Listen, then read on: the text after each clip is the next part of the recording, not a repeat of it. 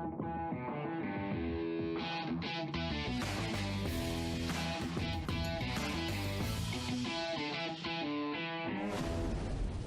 everybody, and thanks for tuning in, and welcome to episode 102. This is when we talk to Andy Norman from Ultra. Can you imagine 102, Eddie? It just feels like a long we were building time. up to 100 for quite. We were building up to 100 for quite a long time, and then it's like it's 102 now. It's like your wedding day or a birthday or party you're looking forward to, and now we're in the bit of stage when reality hits and it's forever. Yeah, the next milestone. About my really terrible both is so we're still in Wales and I've got really wind and sunburnt face. Oh, do you feel that when you come in from the beach and it's like that's nothing like the beach? Exfoliated. Oh, fully exfoliated. Bryn's like, your skin is just keep putting the factor 50 on, but I think this summer it's just been. I think that's it. I need to stay out of the sun now. I need to stay indoors. You need a bucket cap. That's what you need. No. Anyway, I'll finish off the intro. The Run the Hills podcast is sponsored by Cheercharge. Cheercharge make nutritious, tasty, and easily digestible flapjacks and nut butters, including a delicious vegan range. Go and check them out at www.cheercharge.co.uk. I didn't realise you changed all of that. Is that blow your mind? I bet everyone's listening goes, whoa, this is all new. I just thought, let's mix it up, mainly because we'd made so many typos from changing it all around. I was like, I'll just retype it and stuff. It was good. Let's go with that one for a few weeks. See how that works. One take, Eddie. One. Anyway, before we have a chat about me, a little birdie told me your Spine Race Excel sheet order has gone in. So it went in last night. It was back. Shall I actually do the count? I reckon it was back in about an hour. Oh my goodness. I haven't. She's very kindly, Angela Green, who sent you your Lakeland spreadsheet, has sent me offered to do me a spine one.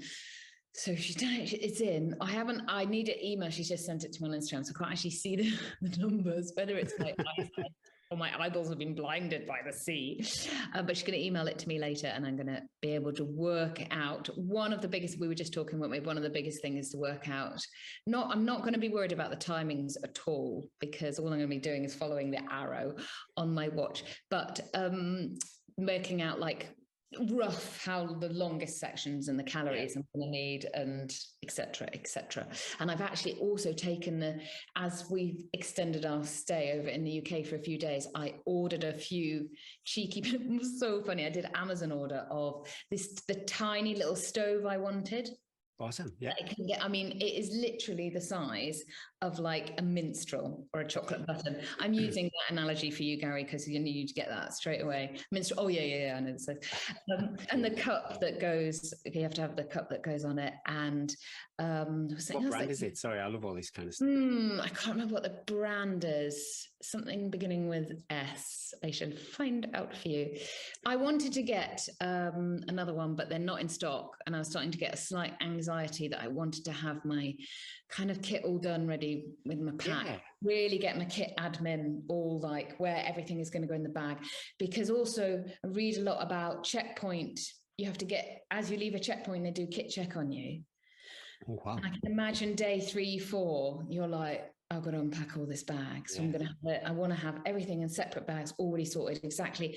And the weight distribution, get that all. And that's going to take a little while to get through. Anyway. I would do also, maybe this is a bit too much, like a full battery drain test on your watch to see how often you might need to top it up. Just leave it running outside overnight or something. Running on the out. I need to ask. I tell you what we need.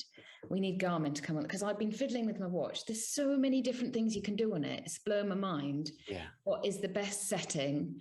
How people have put the spine routes on how to get the most out of your Garmin over a long event. How to get the most, wouldn't that be useful? Hey, Garmin Chorus, I don't mind, whoever it is. My Garmin conked out, and I was super cross because this is the solar, and I thought this is going to... Mine can't. If Bryn's like, right, we need to fabble on your maps, and I'm like, yeah, but in the middle of the night, I'm really going to need my watch. Like, anyway, anybody who is an absolute Garmin expert out there and would like to come on the show to tell us how to get the most out of your Garmin, we will pay you in sheer charge bars, and Gary will pay you in kisses. Anyway, I've also not just my stove and my cup. I've ordered a wall planner so that we can organize. Bryn's very kindly said he'll take a chunk of time off work so that I can come over and do the bits that are giving me nightmares. What a legend. What a ledge. Because I said, I can't make it work. So he's like, right, I think, let's work it. So we're going to, when we get home, I've got my pens, got my wall planner, and we're going to work out. And I'm also going to really want to plan out how exactly I'm going to train for this, specifics, long runs, blah, blah, blah, the pack build up, blah, blah, blah. Preparation is key in it. And I'm lucky that I'm married to a military man who loves this. He's much more invested in this than anything else because he loves all the kit. I love a supportive partner. When we do these big things, it's a super team effort. It's really important. Yeah, so we're going to do that. Other big news is I did my first session since February, Gary. Can you imagine how that went down? Can you imagine? Wow. In this heat too. Bryn said to me, "Are you right, babe? You're right, babe." We ran down to the beach. Mum and Dad live on a cliff, so it's 500 foot basically run down the hill to the beach. And then we decided to do a tempo effort back up the hill, which takes about 15 minutes. So I thought that's perfect. Uphill, and we'll just start at the bottom of the beach and we'll stop when we get to Mum and Dad's basically. And it happens to be a Strava segment. And so I've run it every time I've been here since Strava began, basically. So I thought I'll go run this and then I'll see where I'm at. So we just set off. The first bit's quite gradual, so we're chatting, and then Bryn put the hammer down. I was like, I get so annoyed when he's fitter than me. Yeah. And so all the way up, I'm not concentrating on anything apart from the fact that I'm going, and he seems to just be like, and then we get to the top, and then it's sort of just it's like 5% the road all the way back up to Mum and Dad's. And I was like, you didn't need to run it that hard. Why did you need to run it that hard? I love it. He's like, you were breathing. What's wrong with your breathing? You were breathing so hard. Anyway, got back home. I was like, that felt so hard. I don't know what you need to run. And we got in. Minor divorce. Anyway, happened to be the crown of the segment. I think I had the segment before, but it was 2 minutes faster almost than I've ever run it before. Awesome. Money in the bank. No training, no session. How can that be? That's the future. How can that be? Rest. And all the time I've been running around all the different roads around here, do all the same old loops that I've done for the last 10 years. And I'm faster or up there in nearly all the segments. I don't lay a lot onto Strava normally, but I will if I'm unfit. So there's something saying for just running around the mountains. I love positive noise. When the noise is negative, I just ignore it. Well, I want to go for a really easy run later, so Strava won't even be utilized for that because that would just be sad. So yeah, I'm pretty happy with that. So I did that session, and then yesterday I did 5 by 3 minutes on the road. Classic. I was going to do 10 by 1 minute, and then I decided that 3 minutes was probably more in like where my fitness is at now. 1 minute, I'm really nervous because I'll try too hard. Yeah. So I turned off any pace or anything, and I just put it on. I didn't even have my heart rate on because I thought, again, I'll be trying to push to get that, what I know is like get fit heart rate. And I just had the time on, and I actually felt fine. I feel fine today. I haven't got, as my Garmin tells me all the time, no anaerobic load. Yeah. Well, I don't know how they do all these out. They're super clever people who do all this stuff, but it's all rubbish. The algorithm is all rubbish. And I know that like 5 by 3 minutes, I'm actually not really I'm not worried about speed. What I want to work on is my efficiency and my movement and my running well, Bryn, unfortunately, he's like, you're running really lazily because I've got so used to just trotting around in the comfort zone. So I just want to get the movement back, better movement in my running, so that then when you go back, strides, faster running. I'm not worried about the pace. Don't want to get injured, but I do want to do that a couple of sessions a week of out of breath and running properly. Yeah. Without a pack, so that then when I go back to the pack and I'm running really slow, that slow running is slightly easier and my legs have still remembered that they can move a bit faster. Have you ever done a proper VO2 max test on the treadmill? I have done many. Yeah. Did a lot at uni when I was doing my sports degree, and I did some when I was triathlon training. I'd love to do that. Would you, Gary? Well, I don't think I'd enjoy the test, but what because my zones that I operate in are only based on what Garmin tells me, so it's flawed from the off. So I'd love to be able to manage those zones myself. Go and have lab testing. There's a lot of variables in lab testing, though, and the biggest one is your ability to push yourself to being sick. And if you can't do that, then the VO2 max can be slightly... I've got 3 people standing around me. I think I probably would rinse myself. I've still got a scar on my knee from when we did the Wingate test, which is a maximal power test on the bike. And I pushed so hard, my knee was hitting the handlebars. My bike must have been set up wrong, but I was so determined to like beat everybody else on my course that I actually like severed part of my knee open because it kept hitting the... I love tests like that. That reminds me of have you seen a movie called Whiplash where he makes his hands bleed when he's playing the drums so hard? Dream. That's a dream. Dream. Anyway, so I'm pretty happy. I am now focused and will be able to move a bit forward on little bit more focused training, but I'm just going to be really mindful that I don't, with the volume and the pack carrying that I'm going to be introducing in the next month or so, that you can't then ask your body to run really fast. You've got to focus on the bits that you're trying to build. So remind me if I get carried away and say, today I did 10 by 3 minutes at 6-minute miles on the treadmill, and then the next day I did 18 miles. Anyway, how are you feeling? You're a bit perkier this week. You look a little brighter. Oh, no. No. He's saying, oh, no idea. I feel all right, actually. I don't think... I might run Thursday. We're Tuesday today, so I might do the Thursday. Have you run a step yet? No. Good boy. 100% no running. I probably could. The groin is loads better. I can't really complain about that. But yeah, just rest. Got a tea delivery. Yeah. Hey, we've just been singing your praises, Bryn. You finished? No, you're live. Big fan, long time listener. First time caller. Look, he says long time listener, first time caller. First time caller. Where was I? So loads of rest, which has been good. Lots of walking though. Rex, he loves a run, so he's quite frustrated, and lots of barking with Rex, so the walks are quite stressful. But respecting this moment. But I just too much booze and junk food. That is. I didn't think you drank at all now. Well, yeah, my too much booze is pretty low. Did you have a shandy?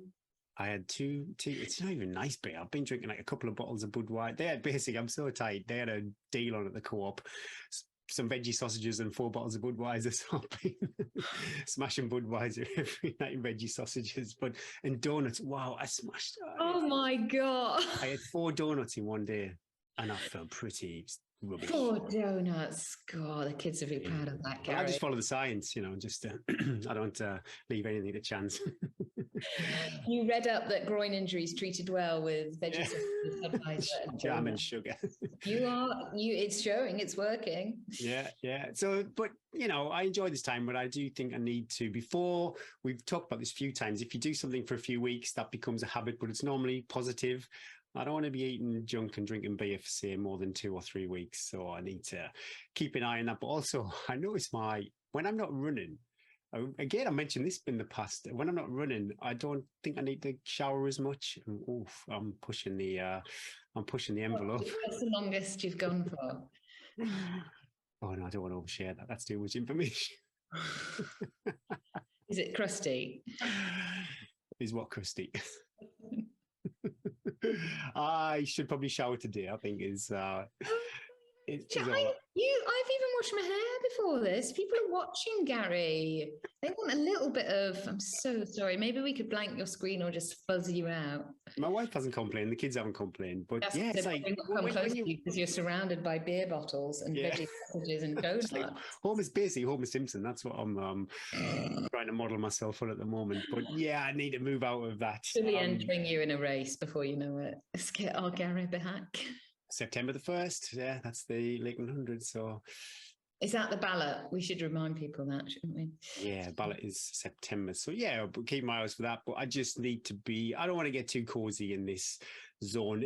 It's nice, but I appreciate enough is enough. And I just don't feel good on it. You know, after a week's great, you know, you indulge all the things that you want to do, gingerbread ice cream, donuts, cakes, cinnamon buns. I've enjoyed the lot, but all coming out now. It started with the donuts. No, the full truth. Right. Okay. So when will you try and run again? Thursday. Yeah, I'll see how I feel Thursday. It depends what the session is, you know, because oh, you're not going to start that with a session, are you? No, this is it. If it's a session, then I'm not going to get involved in that. I might jog over because we normally got the pub on a Thursday, so I might jog to the pub. I know, but maybe squash, not beer. Lime and soda. But yeah, we might do that. So Thursday, yeah, see how I feel. But yeah, no rush. You know, I don't really feel any. There's nothing coming up. We'll talk about it a bit later, but I don't think so important. The post big ultra, the 2-week come down. You've got to go through it. You've got to push through it. I don't think post 100 mile, you really should run at all. You should do anything apart from move.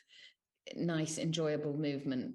And so many people don't. I mean, I was seeing people that did Lake 100 that 2 days later were back running. Parkrun, smashing parkrun.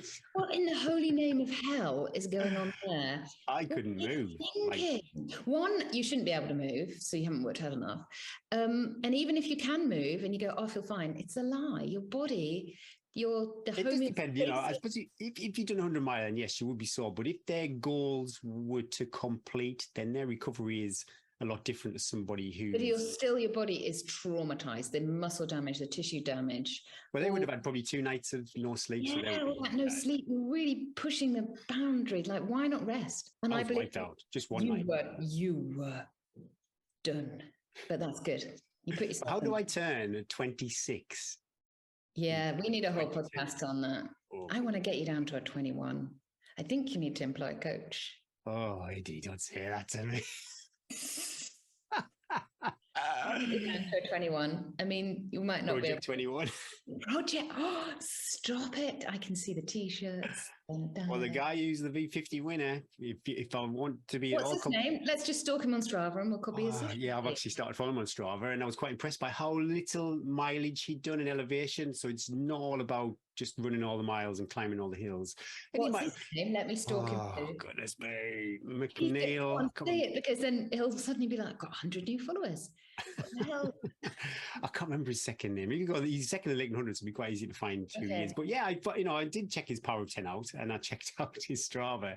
And his time's up. Everything is faster than mine, but he's not like a 2.5 hour marathon runner. You know, he's 2:46, I think, is PB. So yes, he's good. That's a healthy chunk ahead of me. Where does he live? What's he training on? Scotland.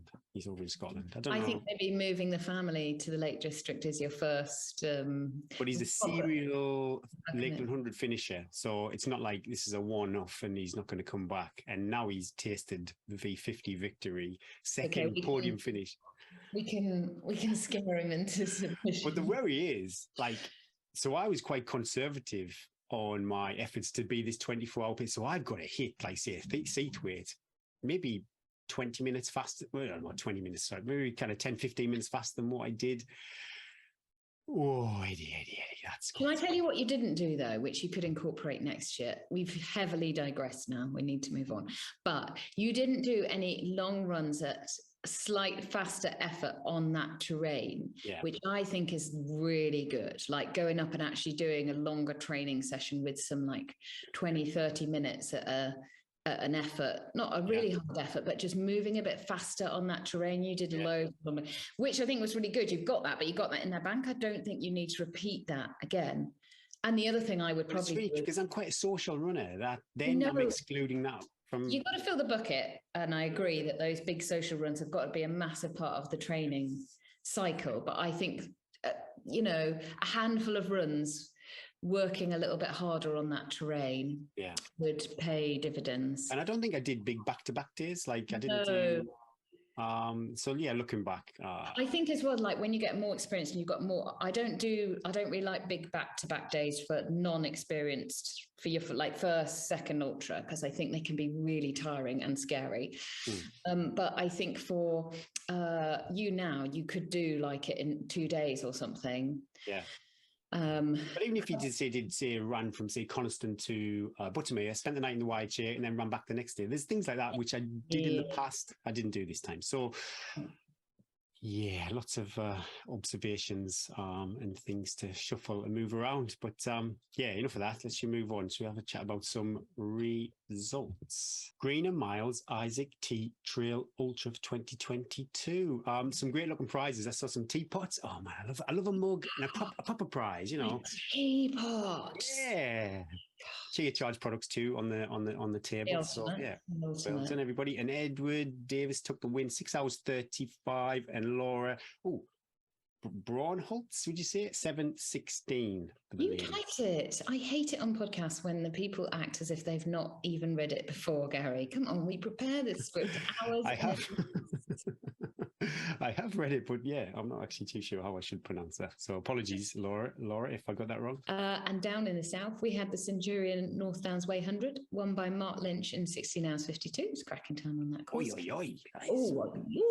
And Lynn David Salstrom in 21 hours 35. Slightly complicated surname there, Gary, but I didn't flinch over it. I just read it confidently. Just like when I speak French, just say it confidently, even though I know it's actually. And do you know what? The ladies' winner was in head-to-toe ultra. Oh, that's amazing, isn't it? Imagine that, eh? What a coincidence. What a coincidence, because who did we talk to this week, Gary? Yeah, this week we had a chat with Andy Norman, and he is from Alger, and he's got some legs on actually, and he's pretty smoking fast, and the family of fast runners. So family pedigree. Yeah. Do you know what he said? He said during the chat he never does much sessions, just does a lot of tempo running now, which I think, again, I've been thinking about that for my spine training as well. More tempo running. I love hearing people's approach to training, but then it also really confuses people who aren't coached because there's so many different styles. So many different ways. Yeah. Do what works. Do what you enjoy. That's the biggest thing. Do what you enjoy. Well, obviously, I was super interested in it because I see quite a few friends running ultras. It's not a brand that I've ever used. So yeah, I found this chat really interesting with Andy.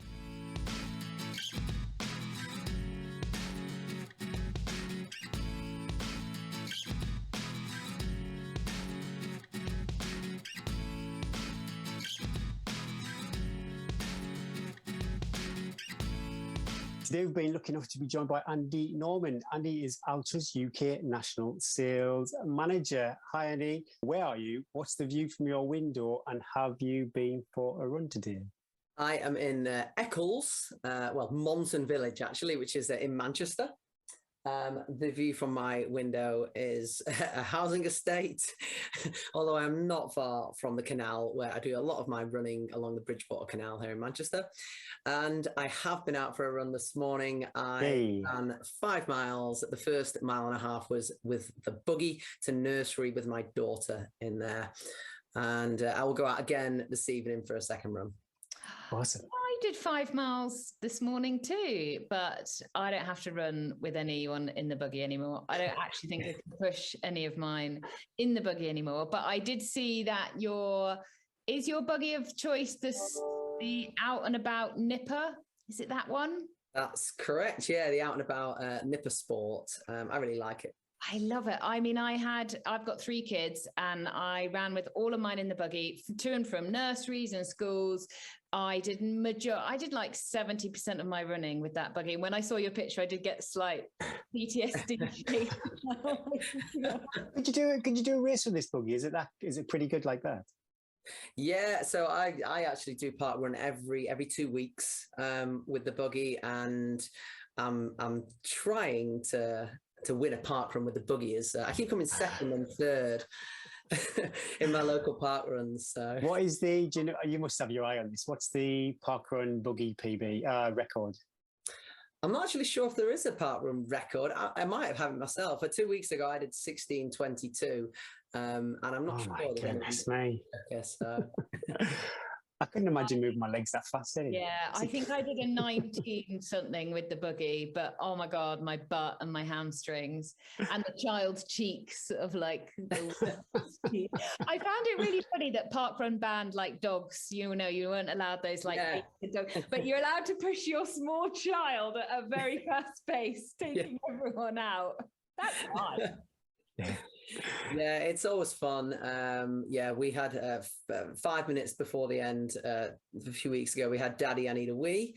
Brilliant. Last week, she threw her rice cake on the floor. So, do you get a few funny looks, though? Because you'll be hustling your way down the front.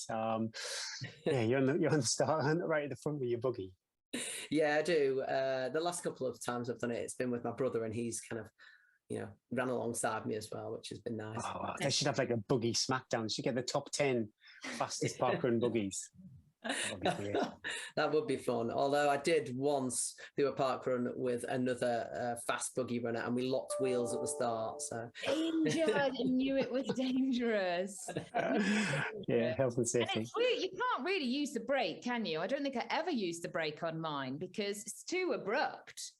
You just have to... I have never used the brake. You just like put it back, don't you? I think that's what I used to run, and then I just pull the wheel like up to slow it down. Don't remember. Certainly pull the wheel up to turn corners. That's what you do. Yeah, it's all coming back to me. I passed my running pram on to another running friend. By the time the third kid, I did buy a double one, but that was just too heavy. I was like, this isn't doing any good. By the time I've got you all in there and I'm pushing this, it's just too much. Anyway, let's move on from buggies. Tell us a little bit about your running, Andy, and your running career before we get on to your career with Ultra without the buggy. So I started running when I was 8 years old, and I'm now 41, so I've been running 33 years. It was my dad that got me into running. My dad was a good runner back in the 70s and 80s. He ran in the Olympic Games for Great Britain in Montreal. What distance did he run? So he ran the marathon. He had a personal best of 2:12 in the marathon. And also held the world record for 50k on the road and the track at one point, and was also a fell runner and a mountain runner as well as a marathon runner.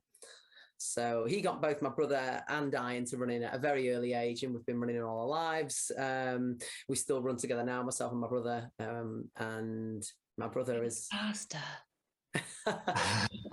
So my brother is faster over the marathon. He's a 2-time Manchester Marathon champion, and he has a best of 2:18 for the marathon. I am quicker than my dad and my brother over everything up to half marathon, so 10 miles and below. So it's not all like there's just one brother that's always you can choose your battle. Yeah, exactly. So I'll probably choose not to do another marathon. Are you training for anything at the moment, Andy? Not really, actually. I'm just having fun with my running right now. Actually, I'm doing a lot more trail races, just local small trail races. I do parkrun every week, sometimes with the buggy and sometimes without. Most weeks, and I'm just having fun at the moment. Any aspirations? Any sort of like goal races? Are you starting to think maybe I might go on a little bit, take the speed onto trails? I would like to get back into fell running again. I grew up as a fell runner. I did do a fell race last month and really enjoyed it. So I'd like to do some more fell running. But equally, I'd also like to look at trying to run some British records when I'm a vet 45. Yeah, for vets records. The V40 vet records is pretty tasty, aren't they?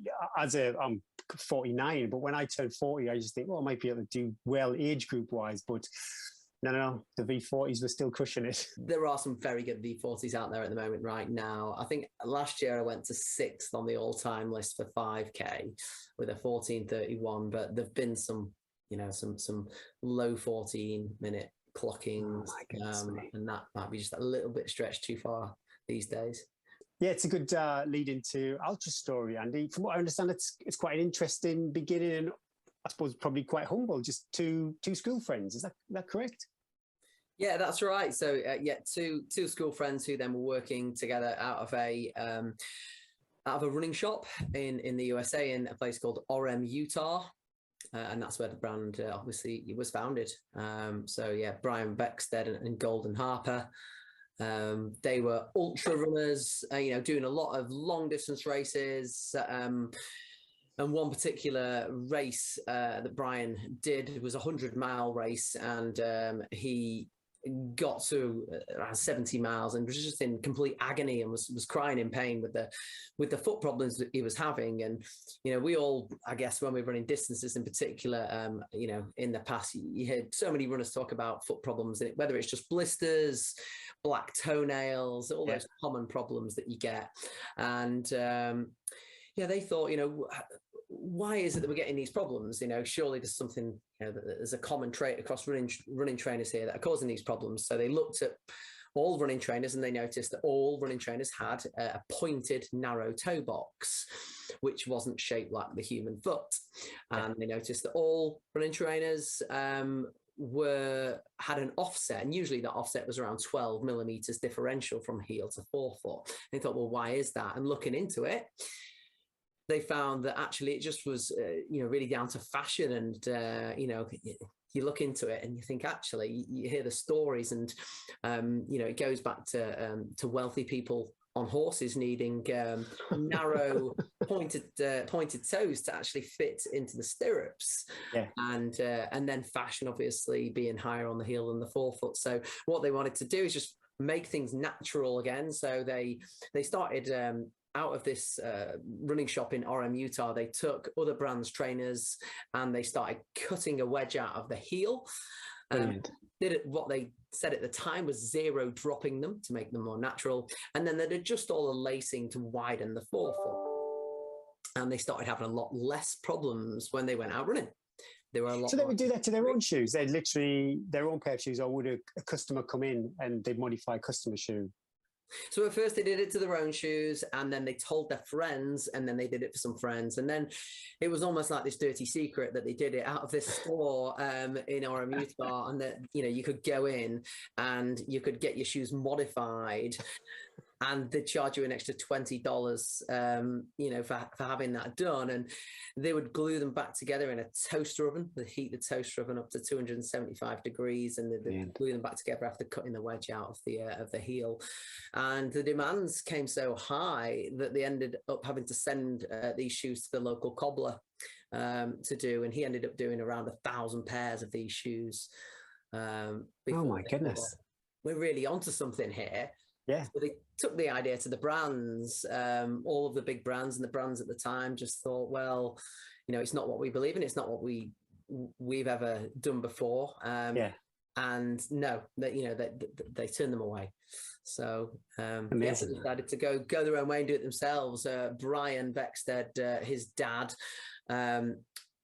he asked him where he might get the funding for such a project, and his dad remortgaged his house and gave him his inheritance early. And first Ultra shoe. It's a great story because then that first Ultra shoe, Brian went back to that race, that 100-mile race where he was in agony, and he ran that whole 100-mile race completely pain-free in the first ever Ultra shoe, and that was when he knew the brand was going to make it. So, do you think he paid his dad back?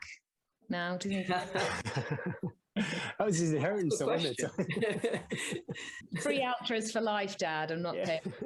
Absolutely. But what a moment! A massive risk. He took his inheritance early, he invested it in the business, and then to proof it on the race, and then have that kind of moment where realization, we're onto something. This is actually going to be pretty good and popular. Yeah, absolutely. And it's just really nice now for me to be working for a brand which has that kind of real nice story, real nice authenticity.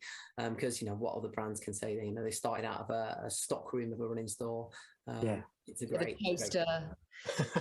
With a toaster. What about your history with the brand? How long have you been with Ultra? So Ultra used to be distributed in the UK by a company called OSC, who own Ron Hill clothing brand. Most people have heard of, and Hilly Socks. And I worked for Hilly Socks.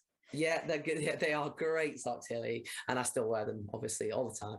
And I used to work for OSC selling Ron Hill and Hilly for 14 years, and the last 4 years of that was selling Ultra as they distributed them. But actually, they went direct to the UK Ultra just this year. So in fact, just this month is the first month when wow. it can legally be sold to the UK by VF Corporation, who I'm now employed by. This is blowing my mind, this.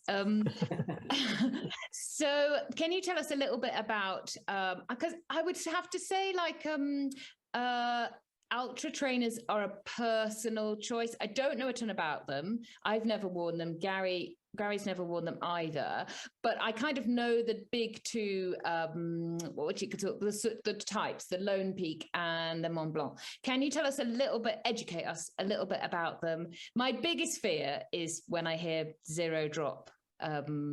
It sends my Achilles into nervous tension.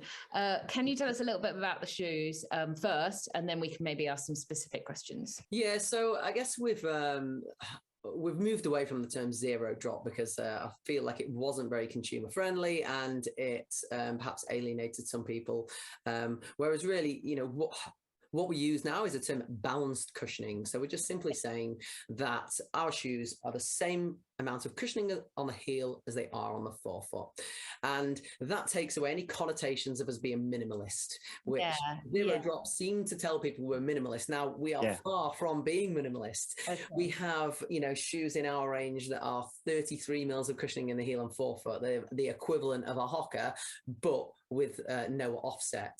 Now, offsets over the years have changed a lot. People, everything used to be 12 mil offset, 12 mils out on the heel and a forefoot. But now a lot of shoes are only 4.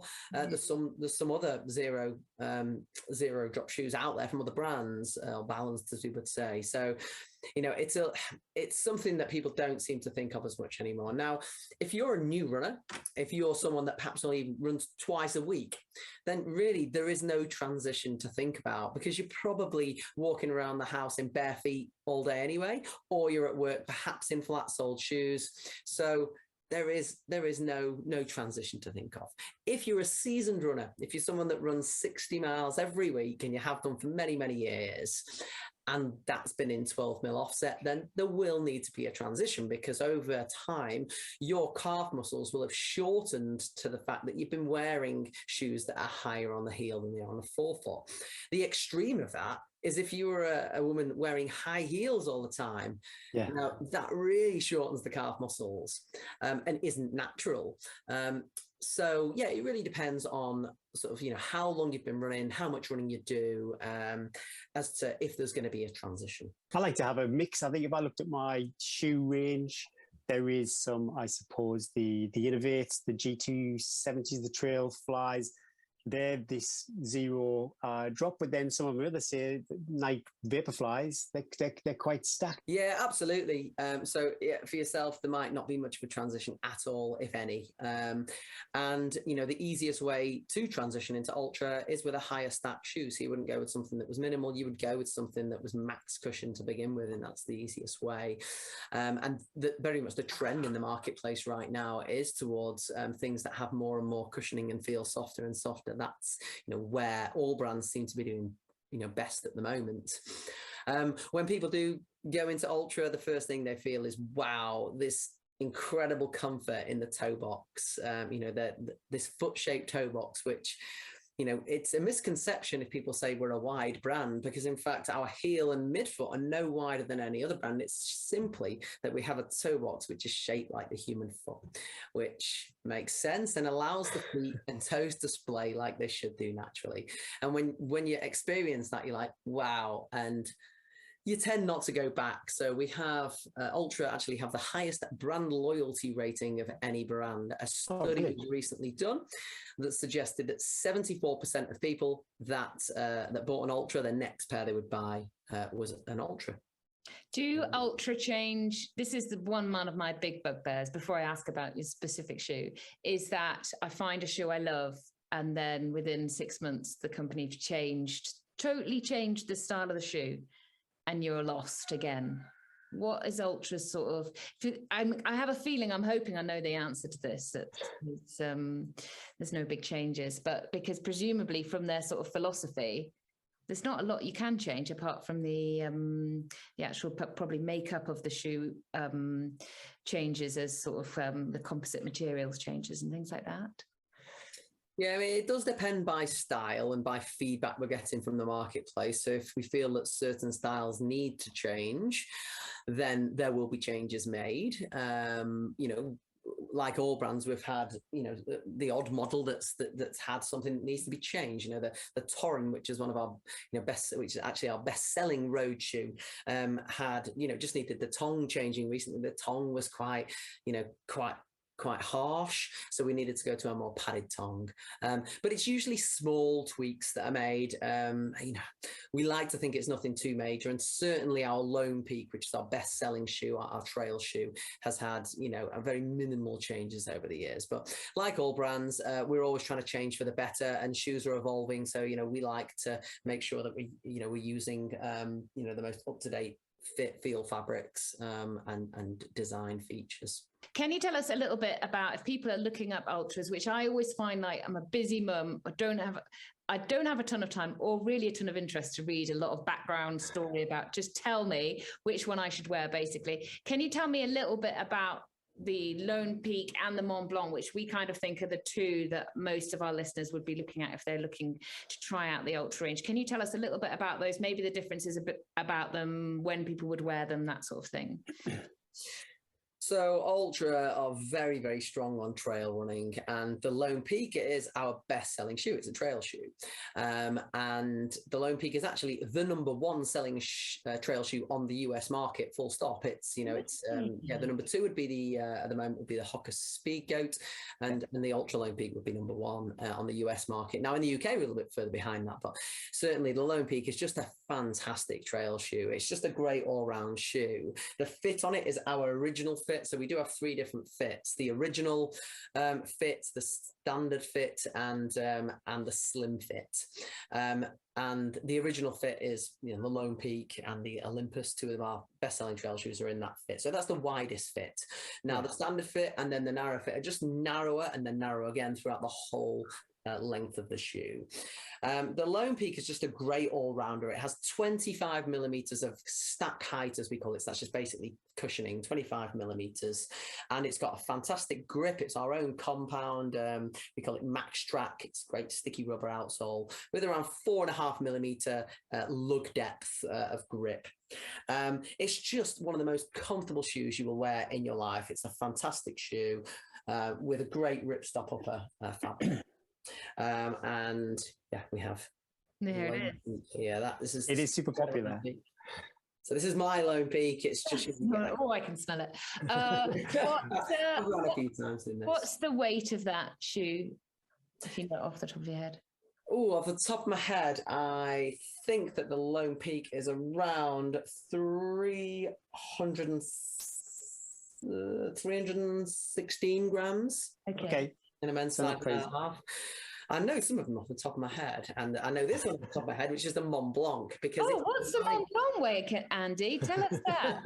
So the Mont Blanc in a men's size 9.5 UK weighs 280 grams. Okay, significantly lighter, yeah. It has more cushioning than the Lone Peak. It actually has 30 millimeters of stack height, so an extra 5 millimeters of cushioning than the Lone Peak has. It's also got a super plush midsole foam called the Ego Max, which is really nice and soft feel to it.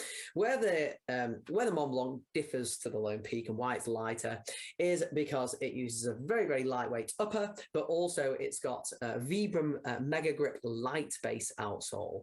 And the light base outsole just sheds so much weight from the base of the outsole, because the base of the outsole is very thin, but yet you still get the grip, the lugs, and of course you get that very nice Vibram Mega Grip outsole, which is highly regarded in the industry as being the best outsole. So. And is that a 4.5 mil lugs on that one too? Is it?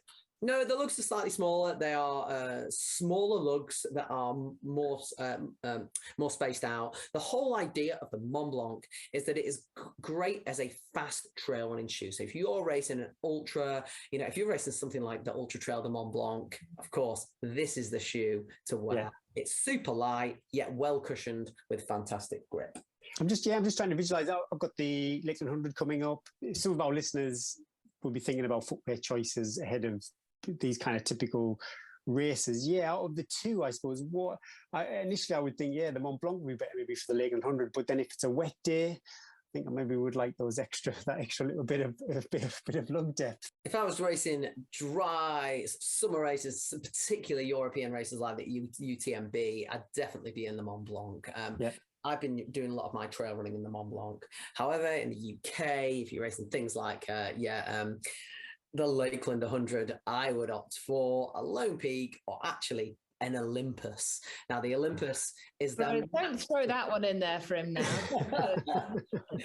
Yeah, the Olympus is max cushion, so that's 33 millimeters of stack height. It's a super well cushioned, super stable shoe that's just going to allow you to do tons and tons of miles. Very, very comfy shoe. So perhaps even the Olympus.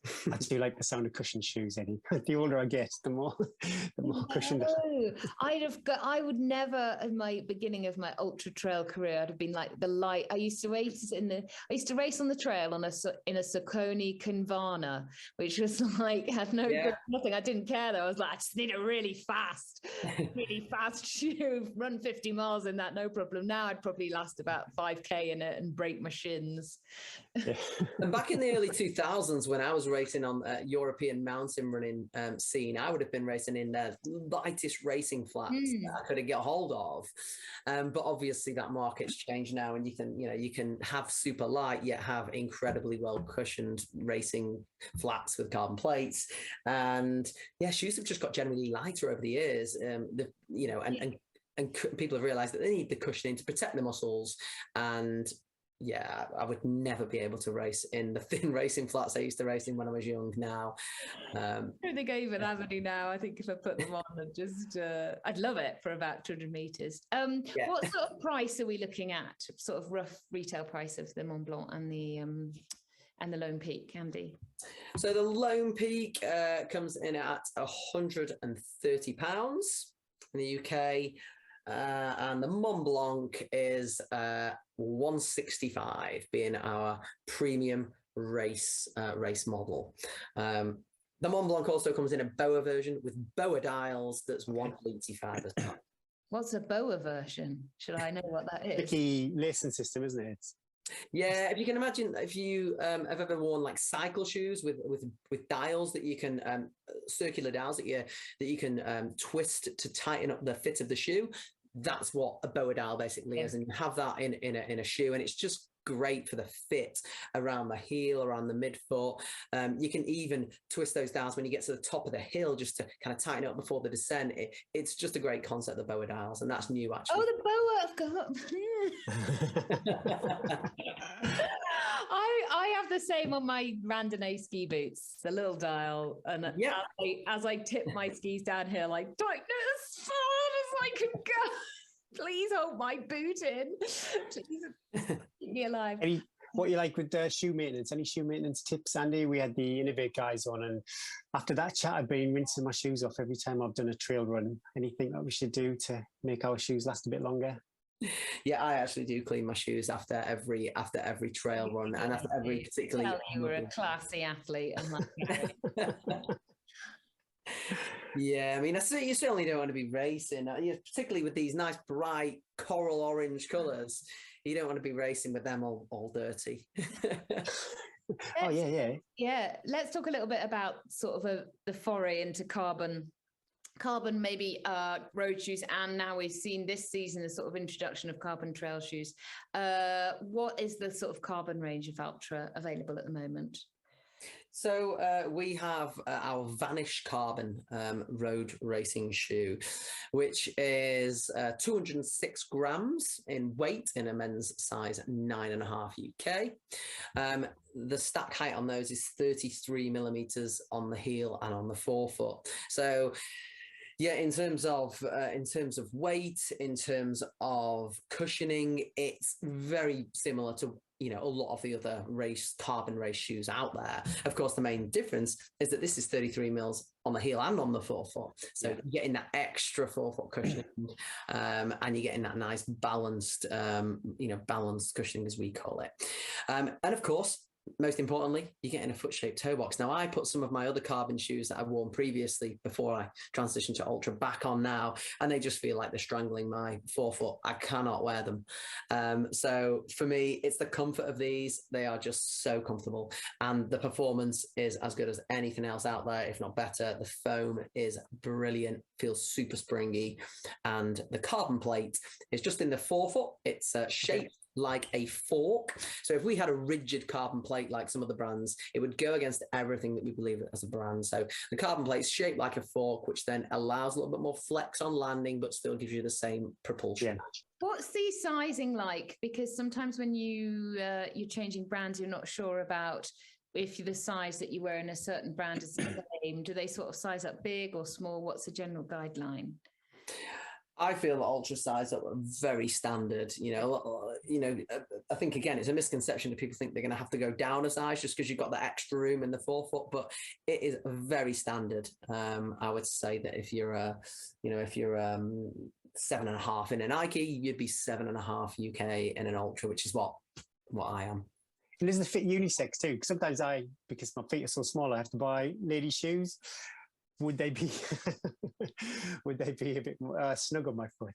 I would not recommend it because we're one of the only brands that have a very, very specific women's fit. So for us, there are at least 10 points of difference on the men's last to a women's last, because women's feet in general are different in that they have generally a higher instep, narrower arch, narrower heel, narrower midfoot, unique metatarsal spacing, lots of different differences between men's and women's feet, and we have 10 points of difference in our lasts. For me, I'm a small size, between kind of 6.5, 7.5. If I put a women's 6.5 sample on my foot, it feels way too narrow. So I would definitely go with the men's. Stay away from the women's shoes, basically. Yeah, it's a big struggle. It's a size 6, so there's no need to go for the women's one unless. But you might kind of sell them, say, from a 6, but the shop sometimes anyway don't stock them in anything less than a 7. So I understand their dilemma that they don't want stock left over, but my goodness me, it's a right headache trying to buy a 6.5 from just kind of regular retails. I suppose you just go straight to the brand and very true. A lot of stores do start from a 7. It's true, but you'll always be able to find a 6.5. It'll be available. Cool. Oh, you've slightly sold it to me. I've got recent history of Achilles, of getting over Achilles. I can't believe you're saying this, Eddie. No, I can't. The thing it's taken me so long to get over it. And I'm like, I really like the sound of the comfort and the fit and the grip. And my next biggest race is 268 miles. I'm looking for the comfiest shoe I can find. But I'm terrified of that Achilles. 68 miles. Yeah. You know what you do to get away from the kids? The more kids you have, the longer you have to run for. So I want to try, but I'm also very nervous that all those I don't want all those hundreds of calf raises I've done to go out the window. But you said you had a history of like plantar fasciitis and Achilles problems. None of that has flared up from moving across to the Ultras. Not in the last few years, no. So when I first transitioned, I had, I actually had Achilles problems at the time because I've got a lot of scar tissue in my Achilles, lots of problems over the years. All the best runners do, Andy. I transitioned, then I did have a few Achilles problems then after a month or two, and then eventually I just not had any Achilles problems since I transitioned properly into Ultra, because I feel like everything's stronger. All of my everything's working more naturally. My calves, my Achilles, it's all more natural. So everything's stronger for it. So you do all those calf raises, great. You've strengthened your calves. But if you're running naturally, then that's going to do that for you. So you don't have to do that every day. But it's strange. Literally, I come in the house and I kick my shoes off and then I'm barefoot for all that time. But then you go for a run and you've got these stacked shoes on your feet. It just seemed kind of so counterintuitive, really. It'd be really interesting actually to see what it feels like just to put your feet in some trail or any shoes and just let them relax and spread out. I know, yeah, I've got little, very small but quite chubby little feet. they get and they get crammed into some shoes sometimes. Have to make sure you've tried them. Hopefully, absolutely. Well, it would be great, wouldn't it, if I tried them and then it worked, and all those people that haven't tried them that have, because they're nervous about Achilles issues and stuff, it might be a good could be a good story, could be a great story, could be a disaster for Ultra if it went earlier on. I've got a couple of friends, faithful Ultra users, for as long as I've known them on the trail. So. I guess now we're going to see you've taken over this role now, Andy, then we're going to see, and now it can be sold in the UK, that we're going to see an increase in usage. And all it takes in the trail community, especially, is for, you know, people to see other, but we're suckers, aren't we? We see other people wearing the trainers and go, oh, you get, yeah, I'm going to try those. And people being able to get hold of them, I guess, a bit easier as well. And maybe see them over here in the European market as well, because whenever I get overtaken on the downhill, I always look and see what trainers have they got on, how are they able to do it. And Ultra isn't, I guess, as huge over here in France as it perhaps it's going to be as well. Hoka seems to be, the French love their Hokas. They do. You know, Hoka have grown a lot as a brand over the past, over the past 5 years, and we're on a very similar growth trajectory. So, you know, at the moment we're seeing double-digit growth year on year. We're sort of doubling year on year. So that means there's a lot more availability in the UK. We've got a lot more stockists. And yeah, it's the same in France. You know, we've got now a team of 4 dedicated team with me here in the UK, including a tech rep who does all the tech training and events. And he's going to have a van by next year. And I'm hoping to have a second tech rep as well. So things are growing very quickly. And yeah, I guess people will see a lot more of us. We'll have a very large stand at the London Marathon Expo and at the National Running Show as well. Ooh. Over the next 12 months. So that's exciting. I'll come and say hello. No. Please do.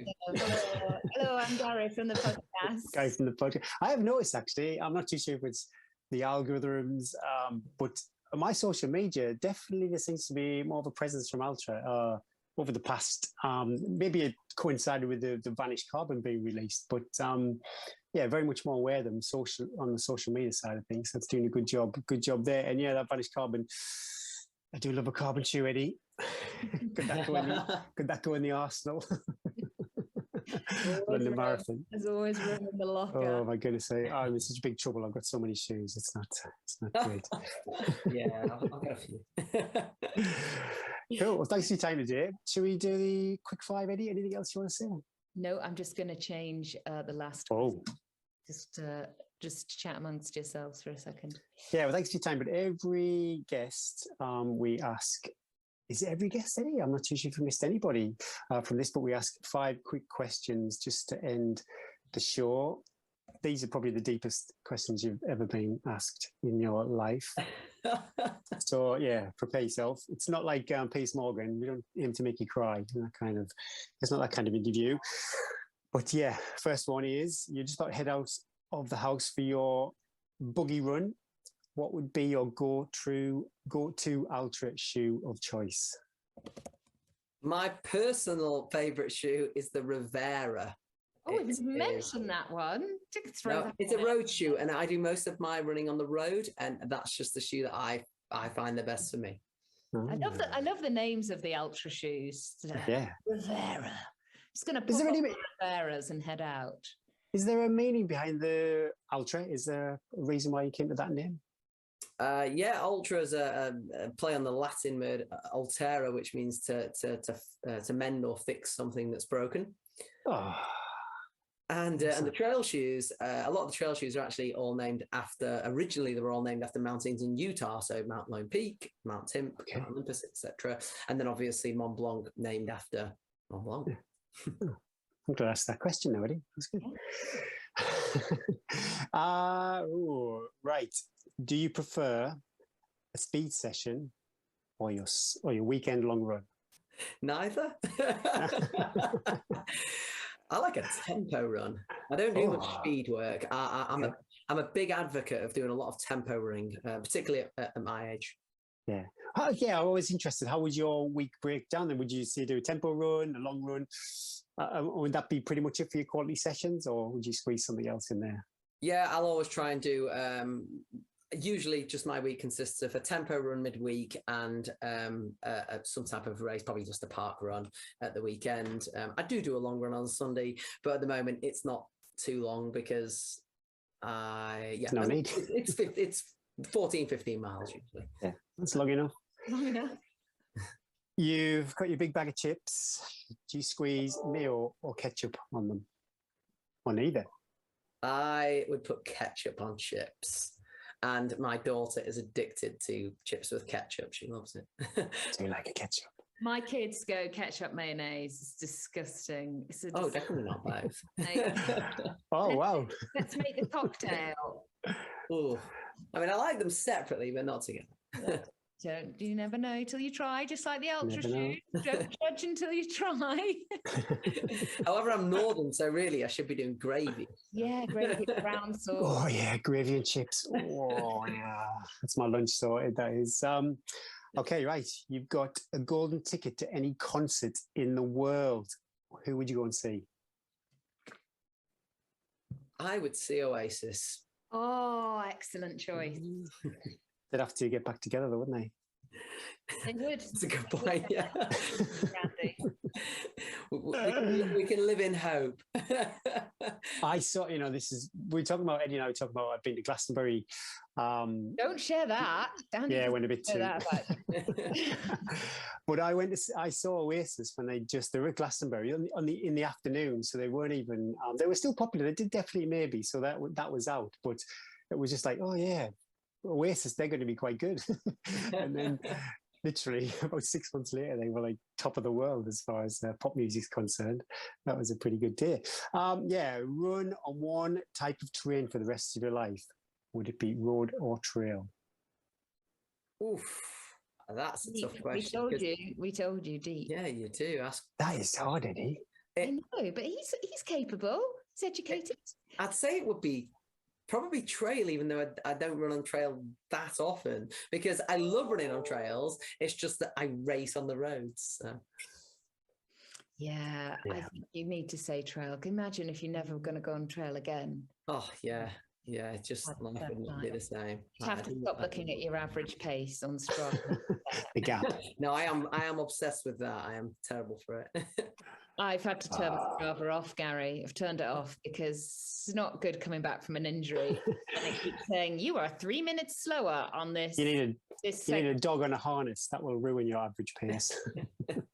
You look back at the time when you're like, how was I 18 minutes quicker on that route? And you're like, sure, that wasn't, I must have been in the car. But that's it. 1, 2, 3, 4, 5. Cool. Well, thanks for your time today, Andy. I've enjoyed that. Learned a bit. Thank and, you. yeah, maybe I'll be adding some ultras to my arsenal. My shoe of choice for Lakeland 100. Honestly, I'm getting so stressed out with what I'm going to put on my feet. Andy's told you Go it'll be fine. Put them on. He said it'd be fine. If not, he's not far away. They're not on his door.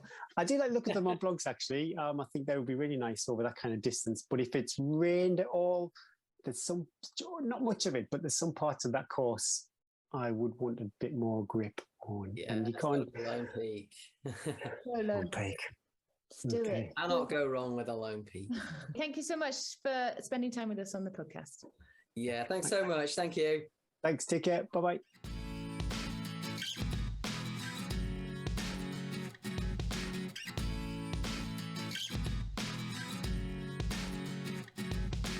Thank you so much, Andy, for coming on the show. Hope you enjoyed that, everybody. Love the Ultra history story. Again, like you said, we don't see people. I think they're really trying now to come into the UK market. I'm sure Andy will answer any questions. I'm still slightly hesitant with my Achilles to try out anything new now. Give me a few years to get over the PTSD of this injury, and I might. Those Mont Blancs, I got no idea if they're any good or not, but they look a good trainer. I wouldn't mind towing the line with those. Anybody that loves ultras, actually, and it tends to be that kind of niche thing, isn't it? That if people love them, they're like, "Yeah, I love them. Can't get enough of them." I think as soon as you put your feet in them, it's like, oh wow, this is quite a nice sensation. But also, if you've had problems with them, we'd like to know about that too. oh Just yes, yeah, shout out. big loving. Yeah, it's not big loving. We just want to know more about them, really. Oh, upcoming races. This is a race that you can enter. Now I sort of flashed up on Facebook. I got tagged in. I don't know if people were trying to tempt me to do it. Interested. I would love to do one of these races, but A, it's quite away from where I live, and B, it's super duper close to the Lake 100, so it's high risk. But yeah, the UTS entry's open, lots of options and lots of time to train, and you get those all important UTMB pebbles. So I think it's Apex Running, so check out Apex Running if you're interested in one of those races. And it's not all like they have the 100 miler, but I think they also go down to maybe 25 miles, so maybe even shorter. So there's a range of distances for everybody there. Birmingham Canal Canter. Come and explore. You've done it. Class. Come and explore Birmingham's hidden network of canals, both 26 and also 18-mile courses. Love an 18-miler. Start and finish from Moseley Rugby Club. I don't think we need to read the grid reference on Saturday, Sunday, the 14th of August. Sorry. You've done it. When did you do this? Ooh, goodness me. I can't remember. PE, pre-Eddie. Pre-Eddie, yeah. It was awesome. Canals early in the morning, colourful places. I'll never forget running the Autumn 100 and being out in the Reading Canal all by myself at like 3 a.m. with no head torch because it had broken and just my phone battery, and thinking this is the sort of stuff that gives parents nightmares. Yeah. Oh, a fun place. I think it's a long distance walking event, this one, or maybe one of those affiliated events. So nice. I think there's some good cake stop outside of prison that you are selling it. It was really good and super interesting. We don't have canals in the northeast, so I love that change of scenery. Come on, Eddie, I can't wait. What are you up to? Rescheduling flights. So poor Gary, everybody. Oh my God. Well, we had. It's not. Don't you huff at me. It's enough huffing in this family. We had our flights rescheduled back a day, so then we tried to move them, and then we played the flight roulette, and we just waited until flights came up that we could rebook, and then that meant Gary had to rebook all the guests and everything. But don't worry, Gary, I've had to rebook car hire, car parking, flight. You just had to send a few emails, but honestly, of course, with EasyJet, not you, Eddie. I know. Okay, all right. So I've been frantically doing Marks and Spencer's pant orders, all sorts of things. Mum keeps getting all these packages going, I don't think I ordered military style khaki Y-fronts. Why do I want a jet boil? Yeah, she was like, why do you think? I haven't told them. I haven't told Mum and Dad. Do they need to know about the spine? I don't think so. No, probably not. I'll send them the tracker link. Maybe I won't. Honestly, never tell them. I never tell them because they just worry. They're not going to enjoy it. My dad wouldn't come. He wouldn't know what it was. Leave it be. She was like, why do you need that? And I was like, oh, you would. So I'm going to do one more session before we go back, to be decided. I think it will probably be, do you know what I'm going to do? I'm going to be a Strava whore, Gary. I'm going to have a look around, and I'm going to choose like 3 or 4 Strava segments and put them on my watch, do a warm up and go around and try and get them. Why not? This seems kind of fun. Put it out there now. Put it out there. I might even log into Strava to see how this goes. The crowns flooding in. So I'm going to do one more, not for a couple of days, just jog around, but I'm going to save my long run till I'm back in the mountains, because why wouldn't you? Really? Why wouldn't you? We've had a lovely house sitter sitting in our house looking after the dogs, and she's been out on all these epic mountain runs. She sends me pictures every morning of her running with the dogs. Started to get a bit jealous. Hands off. Oh, hands off, those are my dogs. So yeah, just coping. And then next week, Gary, the kids have got sports camps all week. Oh, the joy. So as I've said to them, time for you guys to get back in shape. We've got terrible, now we're on this high drought alert in Morzine. They're not even allowed to refill the swimming pool. Oh my goodness. The lake is like almost empty. This big alpine lake that's 3K long. It's almost empty. So we're going back to very dry Morzine, and there's hundreds and thousands of tourists. I've never seen it so busy. I think a lot of people are using up the COVID holidays. This podcast is making the tourism have a tourism boost. I need to go down and tell the mayor that and say you should start using it. Anyway, what about you? Gonna have a little shower later? I think I should probably have a shower. At Have a some bit of point. a wash. Finally going to go get see Elvis. We are going to, what is it, Tuesday? So we're going to go tomorrow and see Elvis at the cinema. What is it? Pardon? What? I don't understand. Elvis? The film. Yeah, super What have I popular. gone He's back to? 1960. passed away in a toilet, I think, quite a few years ago in Vegas. He's I know, that's what I was like. eating a burger. Oh, Vegas? What are you doing? What are you doing these days? He's got like a really popular movie out at the moment. Elvis. I don't know. You know, Gary. You know, Might get to more in about 3 years. But yeah, go and see that. And then I think that might be the Isn't that a Swan kids' song. one too? Oh, yeah, yeah. Well, Oh, I love that. yeah. So that'll be the swan song for the junk. Maybe some popcorn. Go out with a bang. And then thinking about, I'm pondering a lot on Lakeland Hundreds. What should I do differently for next year? But no big reactions. Just still pondering stuff. And what I have, which is quite a big reaction actually. I think I've decided I'm not going to do London Marathon.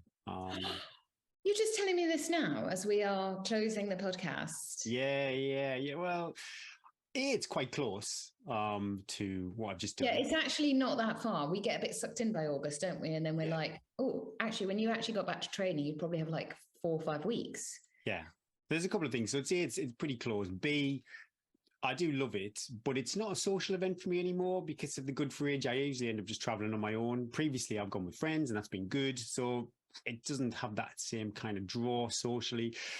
And if I'm going to do it, it's really, I'm chasing Good for Age for next year.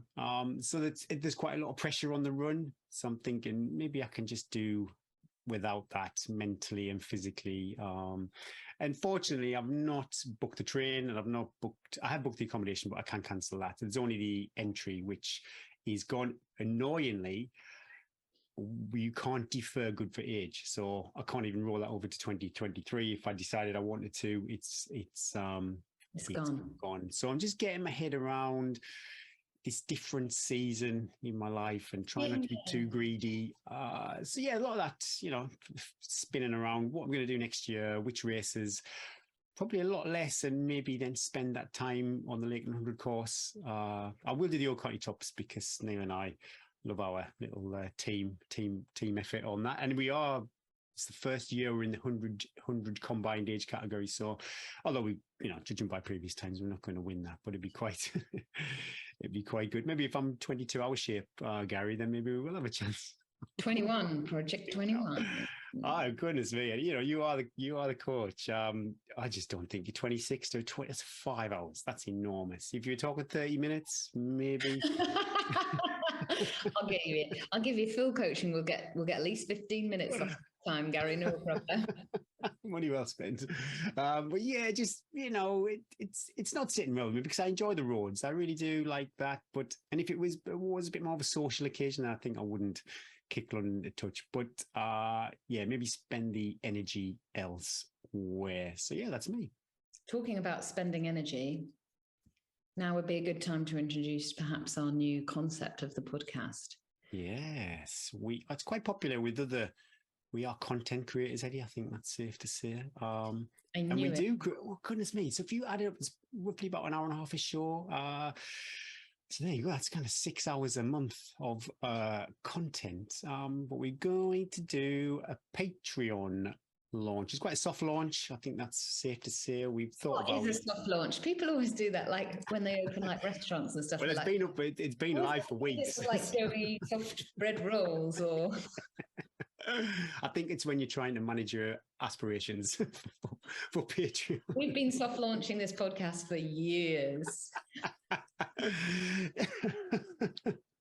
So yeah, we're doing a Patreon page where people can, I suppose, pay some money per month. There's several tiers, and for that they get to maybe have a say in the direction of the show, listeners' questions, the quick 5 questions, and contribute in other ways. And they also get some discount codes with Cheer Charge. And My Little Meadowlanger Business can offer a discount code. And also, yeah, if there's some other running brands, it's got to be kind of relevant to our audience. But if any other running brands want to get involved and offer discount codes or possibly prizes, monthly prizes, that would be awesome. And yeah, just reach out. We're looking at ways, aren't we, of expanding Yeah. the podcast and how we can make it more slick for you guys listening. We'll also have Ask the Coach questions up on that Patreon Yeah, I'm page. looking forward to that. That'll be my 1100 If they're training. all coming about like we're just dabbling in it, see what we like. It won't make It could evolve, you know, we could offer Yeah, more, we yeah, could yeah. take away. We need to We're be able to not- manage it. We're not going to become millionaires and leave you guys. Don't worry. Don't worry about that. You know, we'll always carry on with the podcast, but we're just going to see the journey that we're going to take down that page. We won't go on about it loads. But if you're interested, I'll pop a link on the Facebook page and just go over and have a look. See what you think. If you've got any ideas, we're always open to new ideas. Criticism, no, we don't take that very well at all. So No, too sensitive criticism. This is a safe zone. How do you get onto Patreon? You go www.patreon.com, don't you? And then you find Run to the Hills. Run to the Hills, yeah, we'll pop a link up there.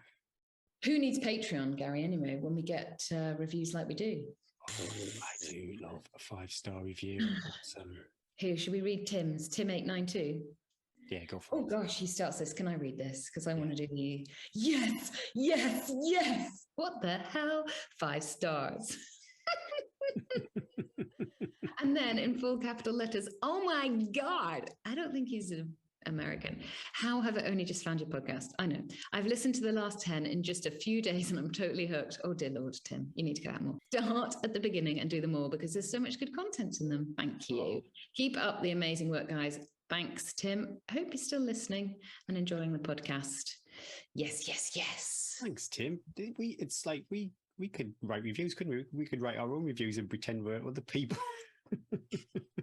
People would hear your voice coming through. From the Yeah, I do write in an accent actually sometimes.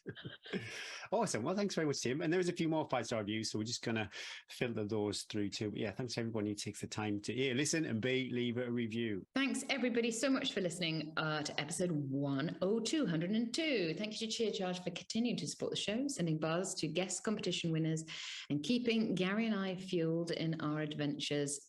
Especially in his recent Lakeland 100 attempt, and now as I begin the experiment, how many Cheer Charge bars can I hide amidst my person without adding more weight to my backpack? I think I ate maybe 12 Cheer Charge bars over the Lakeland 100. That is incredible. There should Standard be and banana. That was my go-to. Oh, that's a good one. Anyway, have a good week, everybody. I'm Eddie Sutton. And I'm Gary Thwaites. And let's run to the hills.